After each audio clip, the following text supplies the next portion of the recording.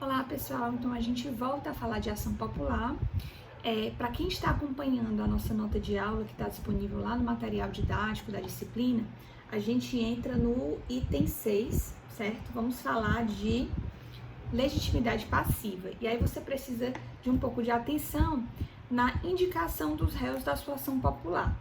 Isso porque o artigo 6º da Lei 4717, que é a Lei da Ação Popular, vai determinar que a indicação dos réus deve ser feita em litisconsórcio passivo, ou seja, sempre haverá mais de um réu em ação popular e você deve indicar da seguinte forma: sempre indica a autoridade coatora, tá? Que pode ser mais de uma, podem ser duas, três, sei lá quantas forem autoridades coatoras. Você também indica sempre na ação popular o ente, a pessoa jurídica a qual essas autoridades coatoras fazem parte, que foi o ente que efetivamente responde por essa ação das autoridades coatoras. Muitas vezes esse ente é até prejudicado com a ação da autoridade coatora, como eu vou dar no exemplo aqui, mas você deve indicar no polo passivo. E, em terceiro lugar, você deve indicar os beneficiários com esse ato ilegal, se houver, Às vezes, um ato ilegal proferido por autoridade pública beneficia uma empresa privada, ou beneficia alguma pessoa em particular. Essa pessoa também deve ser indicada como réu na ação popular, tá certo? Um exemplo, gente, em relação à ação popular que foi julgada na semana passada, que eu inclusive mandei no grupo do WhatsApp.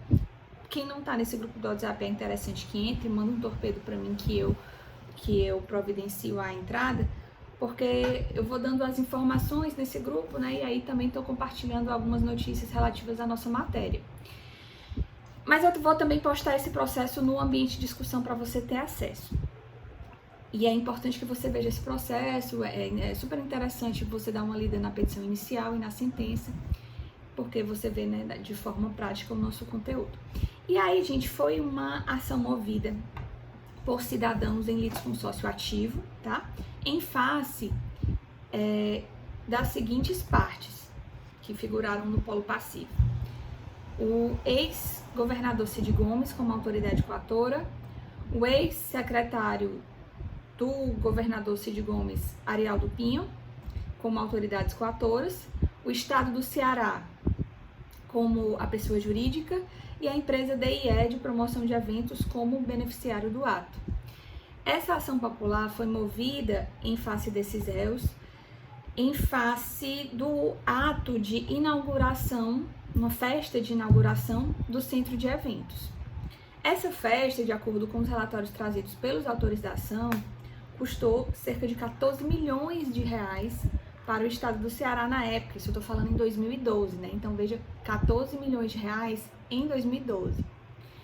E esses 14 milhões não são os 14 milhões da construção do centro de eventos, não.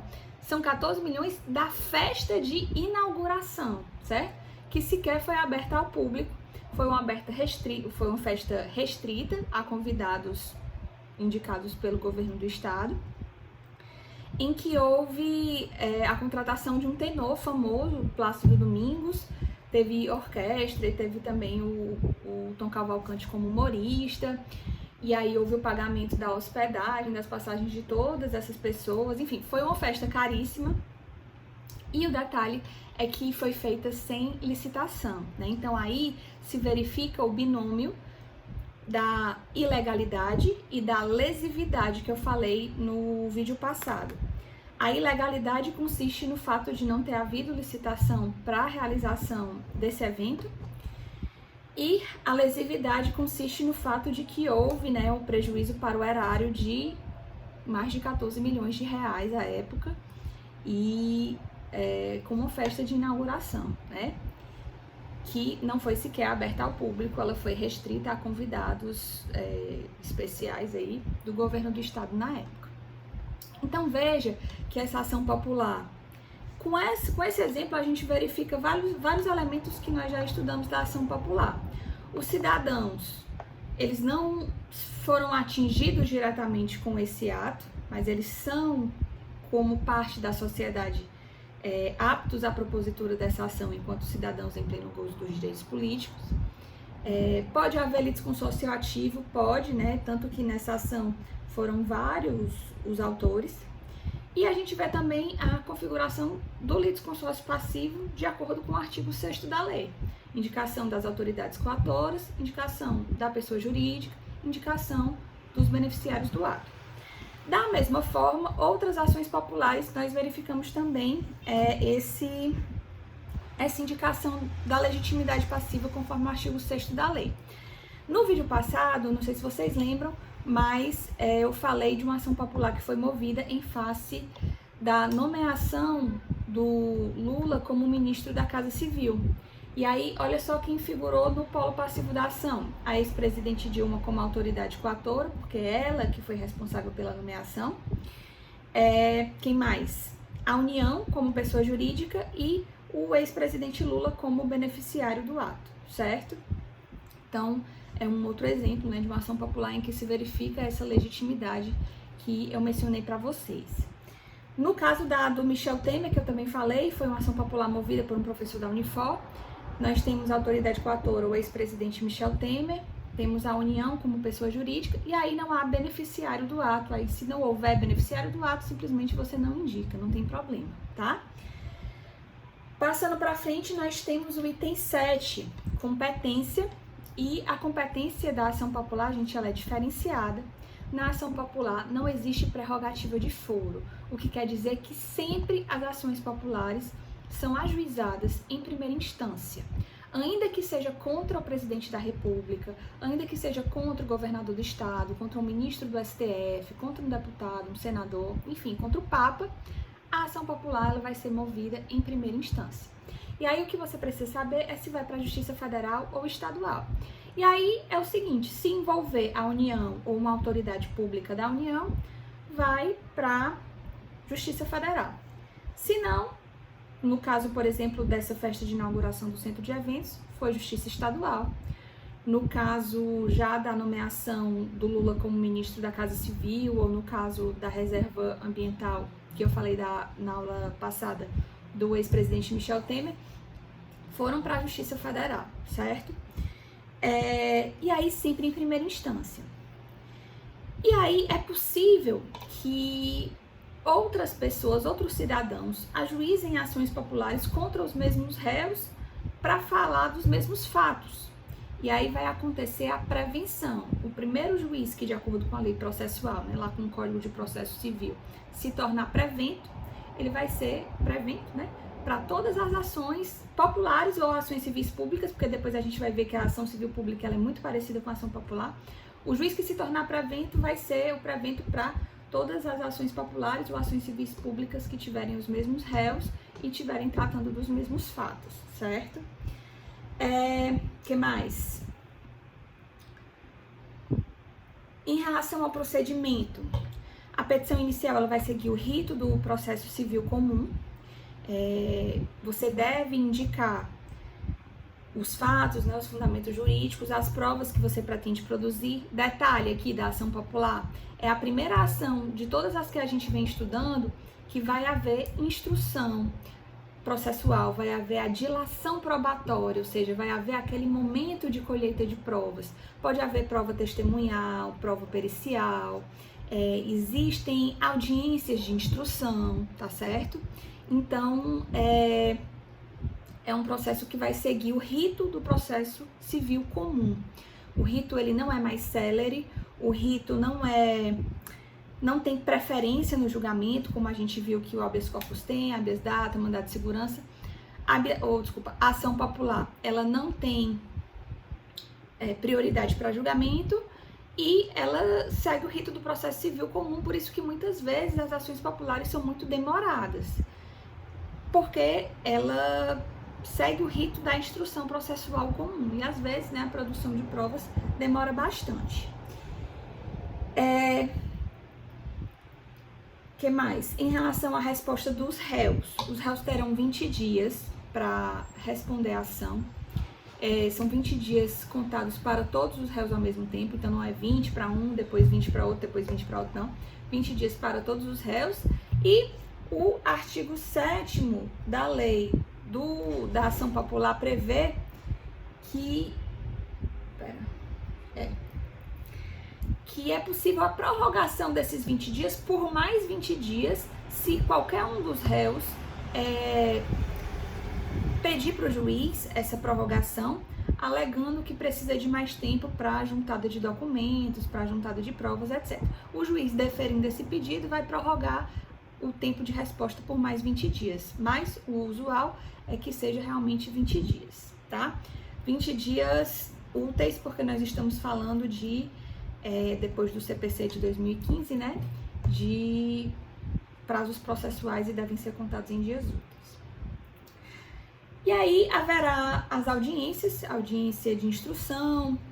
Em relação à conciliação, não é possível conciliar sobre o direito em si, porque são direitos indisponíveis, direitos difusos. Veja que essa ação popular contra a inauguração lá da festa do centro de eventos é um direito indisponível, direitos difusos são direitos indisponíveis.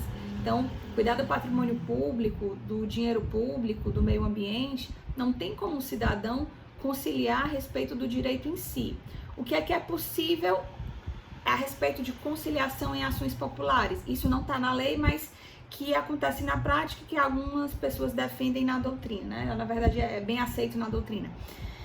Conciliar a respeito da forma de pagamento. Então, às vezes, os réus são condenados a pagar um valor alto para o erário, né? Então, por exemplo, essa ação popular do centro de eventos, o valor da contratação é milionário. Então, é possível que haja conciliação a respeito da forma de pagamento, da forma de devolução do dinheiro, se vai ser em 3 vezes, em 5 vezes, em 1 ano, em 2 anos.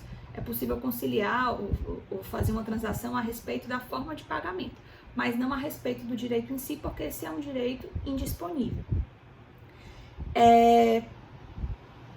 Aí esse dinheiro, gente, que houve essa condenação para devolução ao erário, são os autores que vão receber essa devolução do dinheiro? Não, o dinheiro não vai para os cidadãos autores da ação. O dinheiro volta, né, para os cofres públicos, para que toda a sociedade seja beneficiada com essa ação popular. O que mais? Depois das audiências, o processo segue para a intervenção do Ministério Público. E aí, a lei não fala exatamente em prazo para o Ministério Público se manifestar, mas é usual que seja concedido prazo pelo juiz de 15 a 30 dias, a depender do caso concreto.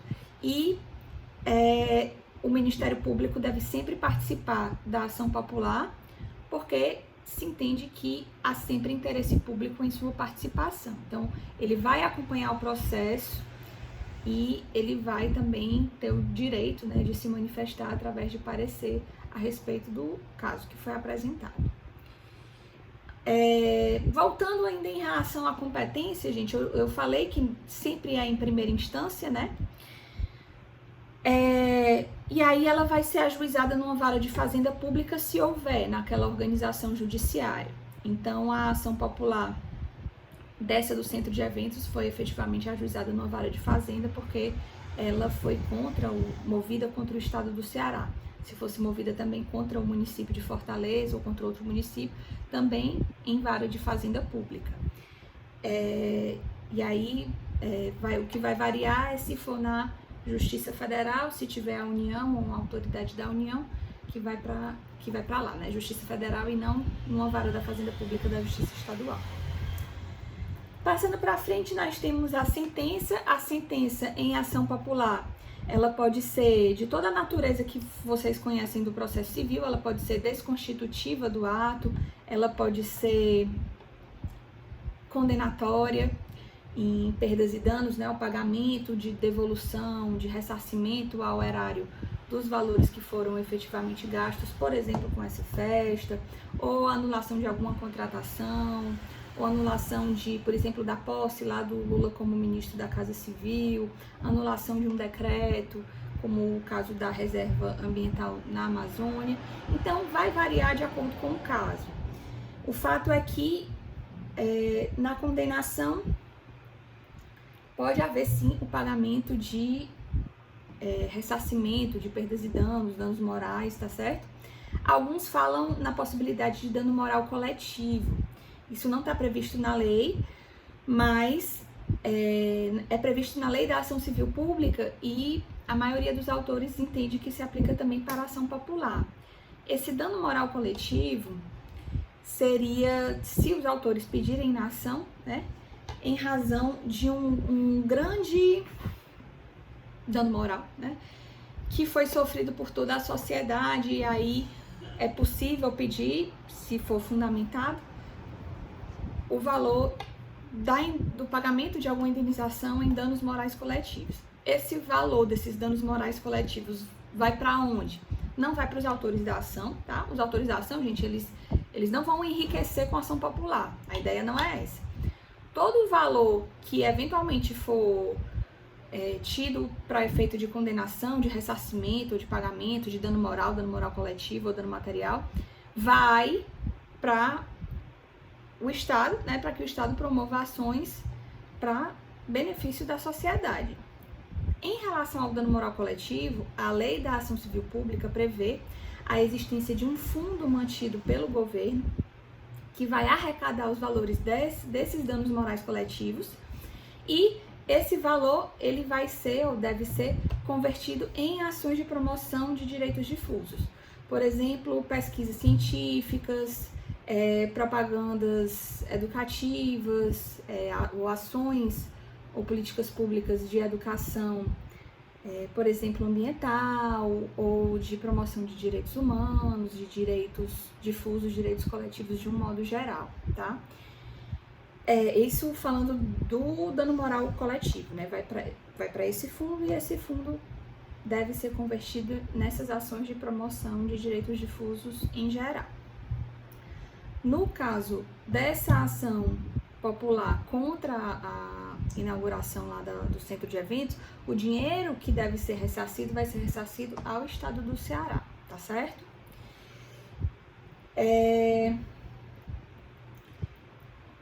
Em relação à